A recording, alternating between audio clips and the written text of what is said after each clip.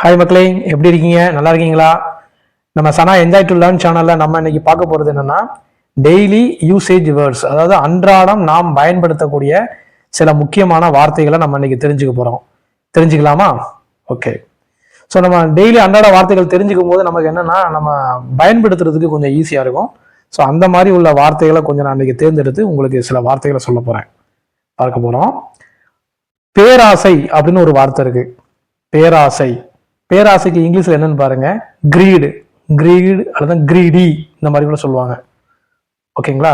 அடுத்த வார்த்தை பாருங்க, சில பேர் வந்து சோம்பேறித்தனமாலாம் இருப்பாங்க. சோம்பேறித்தனம், சோம்பேறி.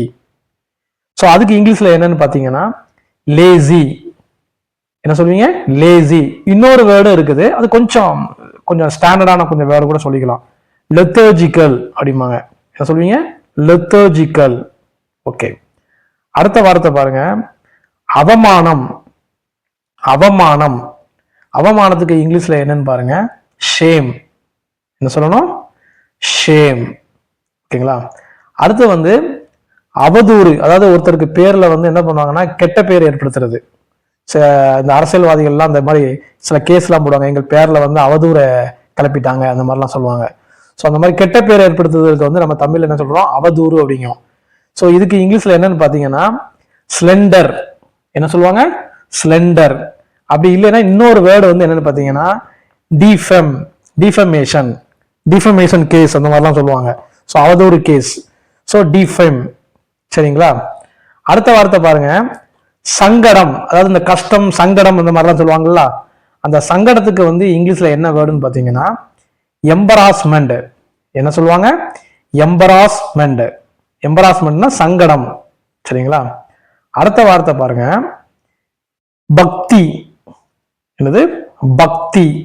பக்திமான் அப்படின்னு மாதிரிலாம் சொல்லுவாங்க. அதுக்கு இங்கிலீஷ்ல என்னன்னு பாத்தீங்கன்னா பயஸ். என்ன சொல்லுவாங்க? பயஸ். அதே இது இந்த பக்தியிலே பயபக்தின்னு ஒண்ணு இருக்குது. பயபக்தி. பயபக்திக்கு அதாவது பயம் கலந்த ஒரு பக்தி அப்படிங்கிறதுக்கு இங்கிலீஷ்ல என்னன்னு பாத்தீங்கன்னா ரெவரன்ஸ். என்ன சொல்லுவாங்க? ரெவரன்ஸ். ஓகே. அடுத்த வார்த்தை மோசடி செய்தல். மோசடி அதாவது சில பணத்தெல்லாம் வாங்கிட்டு சில பேர் பணத்தை சுருட்டிட்டு எங்கேயாவது ஓடிடுவாங்க. ஸோ அவங்கள வந்து என்ன சொல்லுவாங்கன்னா மோசடி செய்தல் அப்படிங்கிறத சொல்லுவாங்க. அந்த மோசடிக்கு வந்து இங்கிலீஷ்ல என்னன்னு பாத்தீங்கன்னா ஸ்விண்டில். என்ன சொல்லுவாங்க? ஸ்விண்டில். ஓகே. அடுத்த வார்த்தை வந்து பாருங்க குமட்டுதல். என்னது? குமட்டுதல். அதாவது சில பேருக்கு சாப்பாடு சில பேருக்கு ஒவ்வாமையில வந்து என்ன பண்ணுன்னா வாந்தி ஏற்படாது, ஆனா ஒரு மாதிரி கொமட்டிக்கிட்டே வருவாங்க. ஸோ அந்த கொமட்டுதலுக்கு வந்து இங்கிலீஷ்ல என்னன்னு பாத்தீங்கன்னா ரெச். RETCH. ரெச். ஓகேங்களா?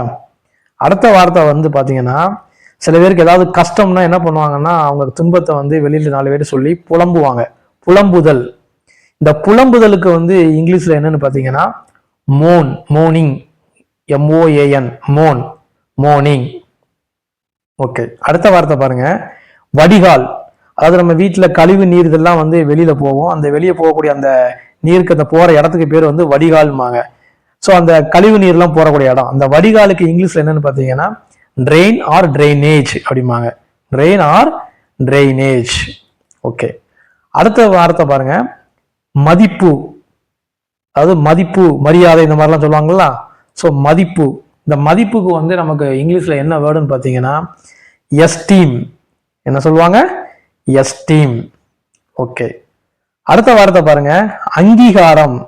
அதாவது ஒரு ஒரு ஒரு பேருக்கு, ஒரு மனிதருக்கா இருக்கலாம், ஒரு கல்வி நிறுவனமா இருக்கலாம், ஏதோ ஒரு நிர்வாகமா இருக்கலாம், எல்லாத்துக்குமே என்ன பண்ணுவாங்கன்னா நமக்குன்னு ஒரு அங்கீகாரம் வேணும் அப்படிங்கிறத அதை ஆரம்பிக்கிறவங்க விரும்புவாங்க. அந்த அங்கீகாரம். அந்த அங்கீகாரத்துக்கு இங்கிலீஷ்ல என்னன்னு பாத்தீங்கன்னா ரெகக்னிஷன். இங்கிலீஷ்ல என்னது? ரெகக்னிஷன். சரி.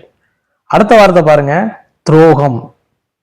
துரோகம்னா ஒருத்தங்களுக்கு வந்து கேடு விளைவிக்கிறது. ஒருத்தங்க அவங்க நம்பிட்டு இருந்திருப்பாங்களா இருக்கும். அந்த நம்பிக்கையை வந்து அவங்க என்ன பண்ணுவாங்கன்னா கெடுத்துட்டு அவங்கள வந்து ஏமாத்துறது மாதிரி. ஸோ அதுதான் துரோகம் அப்படிம்பாங்க. இந்த துரோகத்துக்கு இங்கிலீஷ்ல என்ன பாத்தீங்கன்னா பிட்ரே. என்ன சொல்லுவாங்க? பிட்ரே. ஓகே.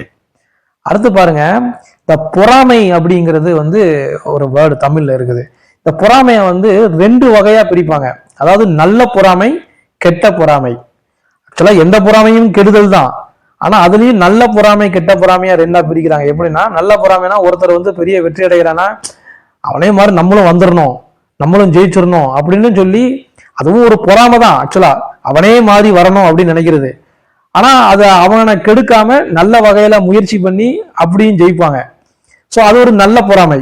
சில பேர் வந்து என்னன்னா, அவன் ஜெயிக்கிறானே, அவன் வந்து ஜெயிக்க கூடாத அப்படின்னு சொல்லி அவனை கெடுக்கிறதுக்குள்ள வழியை சொன்னாங்க. அது வந்து கெட்ட பொறாமை. ஸோ பொறாமையில ரெண்டு வகையான இருக்குது, நல்ல பொறாமை, கெட்ட பொறாமை. ஸோ நல்ல பொறாமைக்கு இங்கிலீஷ்ல என்ன வேர்டு பார்த்தீங்கன்னா envy. என்ன சொல்லுவாங்க? envy, ENVY. அதே மாதிரி கெட்ட பொறாமைக்கு இங்கிலீஷ்ல என்ன சொல்லுவாங்கன்னா jealous. என்ன சொல்லுவாங்க? jealous. ஸோ jealous தான் இருக்கக்கூடாதும்பாங்க, envy இருக்கலாம்பாங்க. சரிங்களா? ஸோ அன்றாட பயன்படுத்தக்கூடிய வார்த்தைகள் நிறைய நீங்க தெரிஞ்சிருக்கீங்க. இந்த வீடியோ உங்களுக்கு ரொம்ப பிடிச்சிருந்துச்சுன்னா லைக் பண்ணுங்க, ஷேர் பண்ணுங்க, கமெண்ட் பண்ணுங்க, மறக்காம சப்ஸ்கிரைப் பண்ணுங்க, பெல் ஐக்கானும் கிளிக் பண்ணுங்க. ஓகே, தேங்க்யூ, பாய். மறக்காம சர்ப்ரைஸ் பண்ணுங்க. தேங்க்யூ.